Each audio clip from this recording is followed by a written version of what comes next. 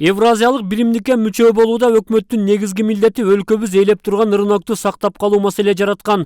Буга карабай өкмөт тарабынан аткарылган жумуштардын негизинде өндүрүшчүлөр өз товарларын эркин экспорттоого шарт түзүлгөнүн Олег Панкратов билдирди. Бүгүн бул факты атамекендик экспортерлор Евразиялык экономикалык биримдикке кирген өлкөлөргө өнөр жай жана өсүмдүк багытындагы өз товарларын тоскоолдуксуз эркин экспорттоп жатышат.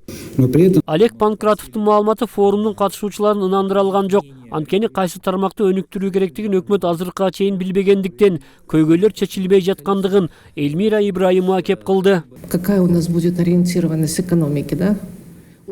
2 жылга чукул убакта эмне иш кылып жатышты? Иш аткарылбай эле кагаз жүзүндө бойдон калууда. Биздин өкмөт техникалык регламенттер боюнча тиешелүү чараларды бат көрүүгө чамасы жетпейт. Или 2 года занимались.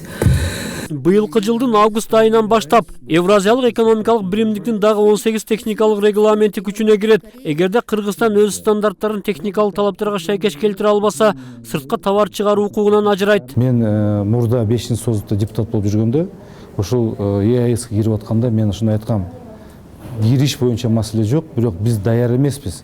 Анткени биздин техникалык регламент боюнча бүт товарларыбыз ушул ЕАЭСтин техникалык регламент боюнча биздин товарларыбыз азыркы дал келбейт. Ошон үчүн биз лабораторияларды, стандартизацияларды, метрологияны ушул ЕАЭСтин стандартына келтирип, бүт өзүбүз мекемелер анан кийин кирсек ушуна жакшы болот эле.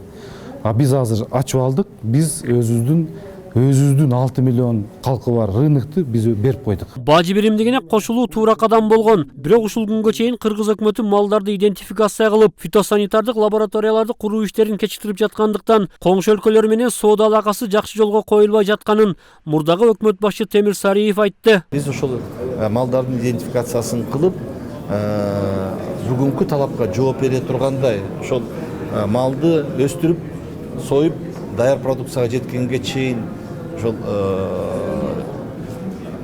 түзүмдү толук талапты толук кылышыбыз керек да, мына ошол жерден үзүлүштөр кетип атат. Экинчи жагынан мен ойлойм, мүмкүн сүйлөшүүлөрдөн дагы кемчиликтер бар депчи. Мүмкүн ошол өкмөт ортосундагы байланыштар толук түшүнүк болбой жатат. Ал эми форумга Татарстандын Казан шаарынан келген эксперт Рамил Галимов Кыргызстанга ишкерлерди колдоо жана Евразиялык биримдикке даярдык көрүү максатында 500 миллион доллар бөлүнгөндүгүн, эгер ал каражат өздөштүрүлсө, дагы 500 миллион бөлүнмөк деген оюн билдирди. Бирок азыркы күнгө чейин Кыргыз-Россия фонду тарабынан каражат иштетилген эмес. Это было обеспечение роста благосостояния. Бул фонд жакшы фонд экенин экономисттер билет. Акчалар колдонулбай, иштелбей жатат.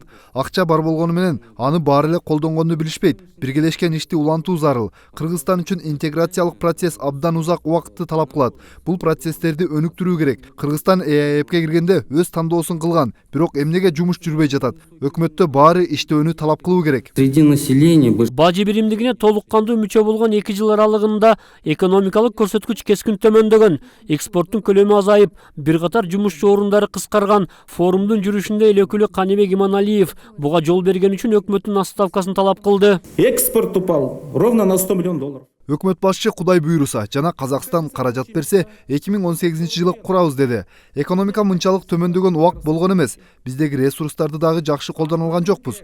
Кыргыз орус өнүктүрүү фондун колдонбосок да болот. Аларды бир дагы компания билбейт. 2 айдан соң Атамекен фракциясы өкмөттүн отставкасын талап кылабыз. Стали бизнесмени из других стран. Ошентип өкмөт өкүлдөрү менен көз карандыс эксперттердин башын бириктирген форумда Евразиялык экономикалык биримдиктин күнгөй тескелери сөз болду. Натыйжада ийгилигине караганда өкмөттүн кемчиликтерин көбүрөөк кеп кылышкан катышуучулар өздөрүнүн сунуштарын жолдошту. Рустам Алымбаев, Сентябрь.